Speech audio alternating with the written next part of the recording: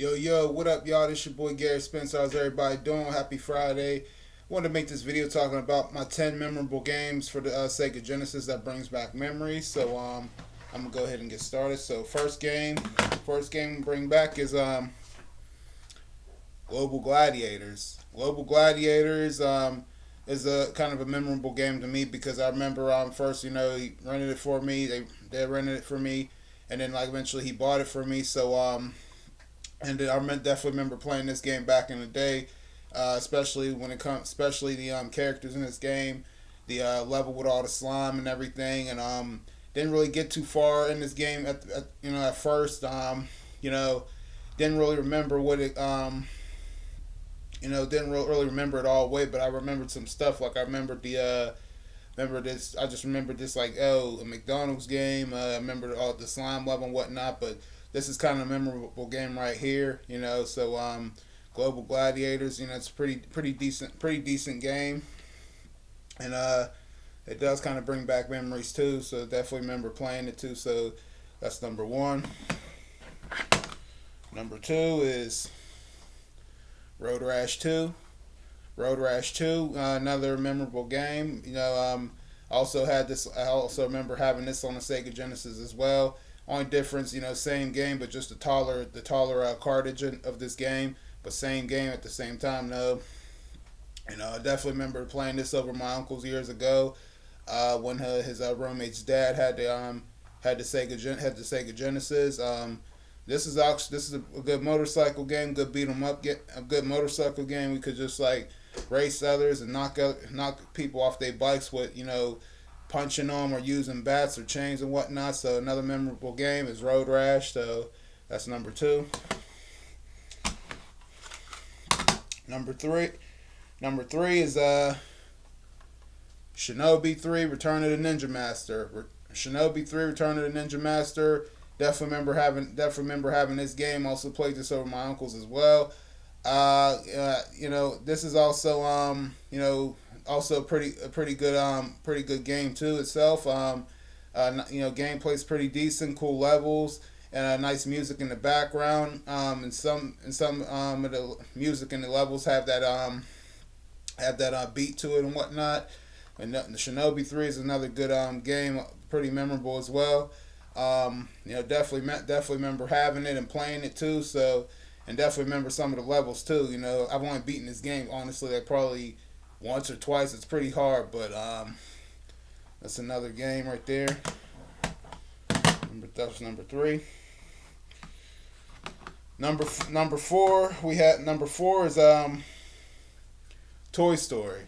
Now, Toy Story, I didn't own this on the Sega Genesis, but I did own this on the PC. But this is a memorable game as well. I remember when I first seen it.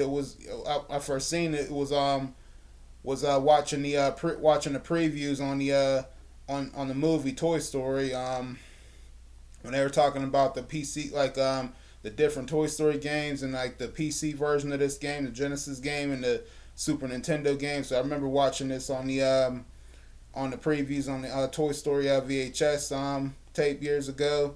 Yeah, good movie and good game as well. So it definitely brings back memories too. Toy Story based off of a movie and whatnot. So, and also a pretty good game too. So all of the above, good game, good movie. That's four. Number five is Streets of Rage 2. Streets of Rage 2. Another memorable game. Years ago, me and my older brother one of the games me and my older brother used to play, Streets of Rage 2. This is to me this is one of the best ones. To tell you the truth, I like this one better than the first one and third one. The first one was decent. It was just probably tougher and it's probably just a little bit harder and whatnot. But this one is actually the best. I like this better than the third one. Tell you that much. Like I said, nice gameplay, nice music in the background. It has good beats to the music and whatnot. Cool levels, and you could do combos with your with your guy. Only thing you just got to be careful and limit because you could doing your combo too many times could doing your combos too many times could burn up your energy. So you don't want that. So you want to use it wisely when you have to, so only when you need to. So, but Streets of Rage 2, this is definitely that game too. So definitely memorable. Another memorable game. That's 5. Number 6 is Zombies Ate My Neighbors. Zombies Ate My Neighbors, another game that me and my older brother used to play years ago on the Genesis, and another memorable game too. Pretty cool, pretty good game, pretty good game with a good gameplay. You could go like behind doors and like open up different chests and collect items and collect different weapons and save them up as you go along, especially the bazooka. You want to also save the bazooka because you're going to need it in the long run. But pretty much all you do is save all the victims, and then the door pops up and you go on to the next level. 2 players can play with you. Pretty fun game. I still never beaten it yet, but I have yet to beat it though. I want to beat this game one day eventually. And I want to do it without having to use any codes or take any shortcuts or nothing like that. So I want to actually learn it and learn exactly how to do it the right way. So that's number 6. Number 7, some of the last games, of course, some of the best ones. Sonic 1.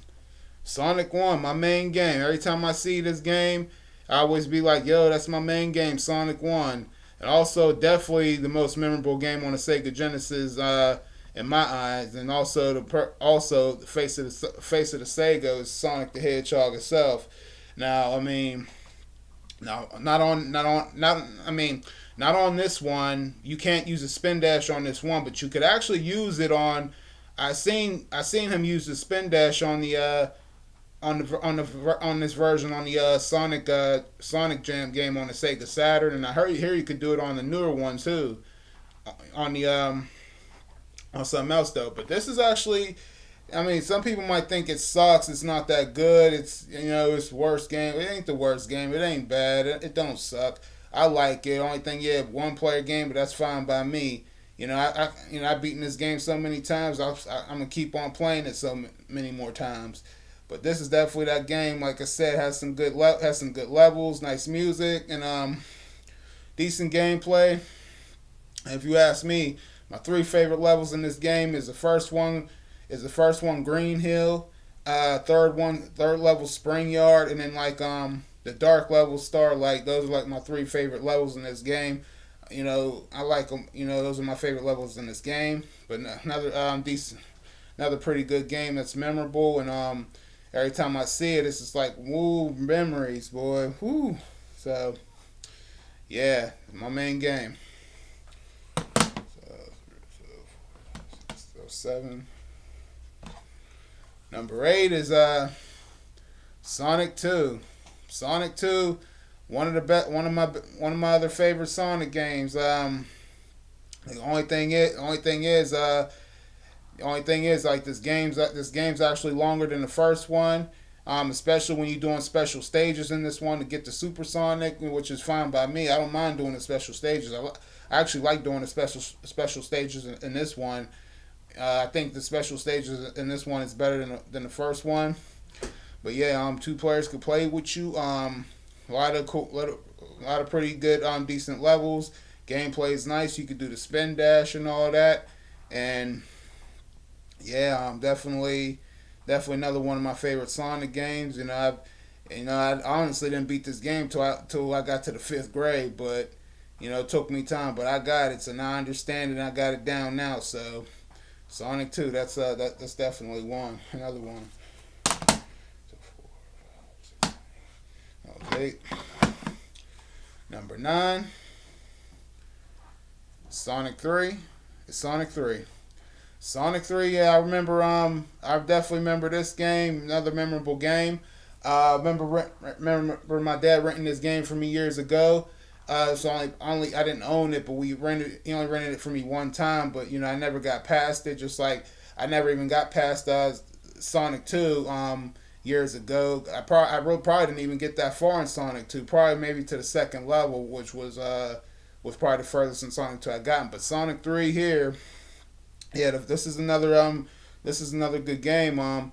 Play this, but play this, with the cartridge alone. The music's different compared to when you put it inside of the Sonic and Knuckles game, because in the Sonic and then the music is different. Like it has a Sonic and Knuckles theme song to the title screen and whatnot, and then to the invincibility mode too, where you get the invincibility box, and also Knuckles' theme changes too. But this game, if you play this by itself, Knuckles has that Michael Jackson has that Michael Jackson beat in the background and the music as his theme song as he pops up, and the invincibility level in this game is different. I mean, music is different, and so is the boss theme too. So that's the only thing different about this game.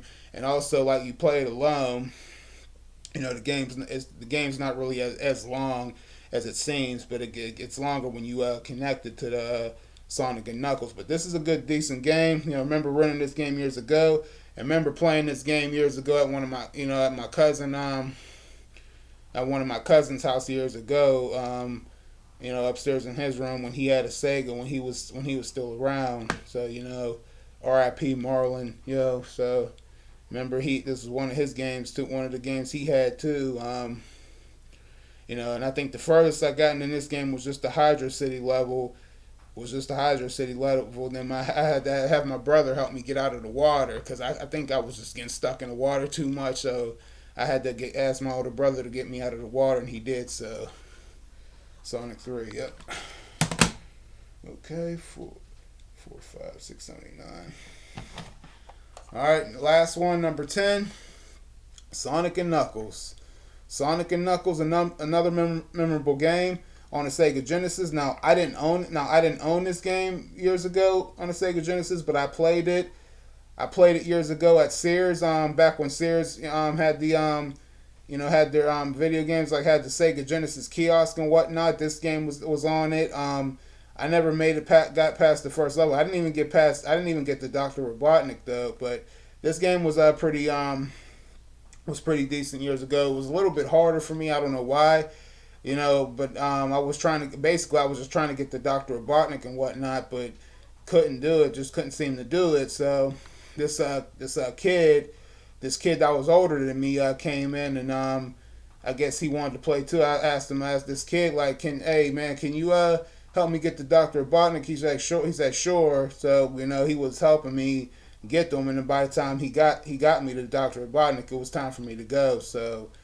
But this game, I used to think this game was a little bit harder, but it's also one of my best Sonic games. I like the first two levels in this game, and I don't like the sand level in this game though. The sand level is so weird and creepy, I guess. So I don't really like that level. But yeah, I like the first two levels in this game. And also the fact that you get to fight Knuckles going close to the end too. So because Knuckles be screwing you over many times and just be doing you dirty. So that's another cool part about this game. And another cool part about this game is you could play Sonic. You could play Sonic 2 on this game, and Knuckles appears in Sonic 2. And also, if you like I was saying, Sonic 3. If you connect Sonic 3 up here. Like I said, things, it makes the game is like different. It's probably more fun because after you complete all the Sonic 3 stages, then you go right on to the Sonic and Knuckles stages. So the game's actually longer. Is actually is longer than it is when you play the Sonic 3 alone. So that's the cool part about it. Like I said, it's different because the music of the invincibility box changes. Knuckles' theme is different. And also the main title theme is different too. So that's pretty much all that is. And you also have the opportunity to get the Super Mega Sonic too. So You know, that is if you get all the special, complete all the special stages in the Sonic and Knuckles world, and go about to do that. So, but anyway, that's all I have for you guys. So I hope you guys enjoyed this video. And so y'all know what to do. Leave your comments and thoughts down below. Click that thumbs up. It's your boy Garrett Spencer. You guys take it easy. I'll see you guys next time. And remember, y'all, once a gamer, always a gamer. Keep on gaming, y'all.